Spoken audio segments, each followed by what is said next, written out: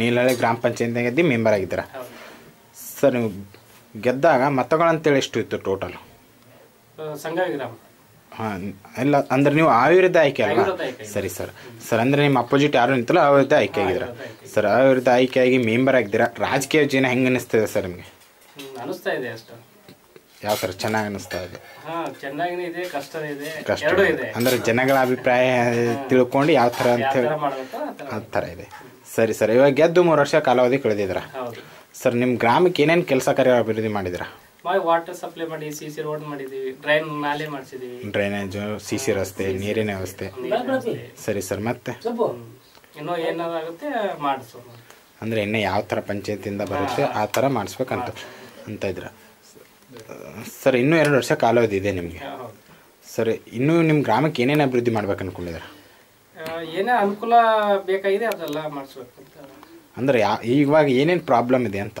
Problem ನಮ್ಮಲ್ಲಿ water supply ಒಂದು correct ಆಯಿತು ಅಂದರೆ ಆಯ್ತು, ಪ್ರಾಬ್ಲಮ್ ಎಲ್ಲ ಆಗ್ತಾ ಇದೆ. ಅಂದರೆ ಶೌಚಾಲಯ ವ್ಯವಸ್ಥೆ ಎಲ್ಲ ಇನ್ನೂ ಇದೆ. ಸರಿ ಸರ್. ಇವಾಗ ನೀವು ಗೆದ್ದಾಗ ನಿಮ್ಮ ಊರಲ್ಲಿ ಸಮಸ್ಯೆ ಅನಿಸೋದು ಯಾವುದು ಸರ್? ಇದ್ದಿತ್ತು ಯಾವಾಗ ಸಮಸ್ಯೆ ಇತ್ತು ಅದೆಲ್ಲ ಬಗೆಹರಿಸಿದ್ದೀವಿ. ಇವಾಗ ಎಲ್ಲನೂ ಬಗೆಹರಿಸಿದೆ. ಸರಿ ಸರ್. ಸರ್ ನಿಮ್ಮ ಪಂಚಾಯತಿಯಲ್ಲಿ ಇನ್ನೂ ಮೆಂಬರು, ಅಧ್ಯಕ್ಷರು, ಉಪಾಧ್ಯಕ್ಷರು ಇದ್ದಾರೆ, ಅವರು ಕೂಡ ಸಂಪರ್ಕ ಹೇಗಿದೆ ಸರ್ ನಿಮ್ಮದು? ಒಳ್ಳೆ ಚೆನ್ನಾಗಿದೆ ನಮ್ಮದು ಜೊತೆಗೆ. ಎಲ್ಲರೂ ಒಗ್ಗಟ್ಟಿಂದ ಇದ್ದಾರೆ, ಯಾರಲ್ಲಿ ಭೇದ ಭಾವ ಅನಿಸಲ್ಲ, ಎಲ್ಲರೂ ಒಗ್ಗಟ್ಟಿಂದ ಕೆಲಸ ಮಾಡ್ತಿದ್ದಾರೆ. ಸರಿ ಸರ್.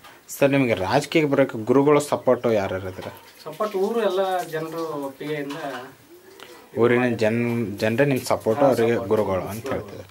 ಸರಿ ಸರ್. ಸರ್ ನೀವು ಇವಾಗ ನಿಮ್ಮ ಪಂಚಾಯತಿಲಿ ಮೆಂಬರು, ಉಪಾಧ್ಯಕ್ಷರು ಎಲ್ಲರೂ ಇದ್ದಾರೆ, ಅವ್ರಿಗೆ ಏನು ಹೇಳಕ್ಕೆ ಇಷ್ಟಪಡ್ತಾರೆ ಸರ್? ಯಾವ ಥರ ಇರೋಣ ಅಂತ?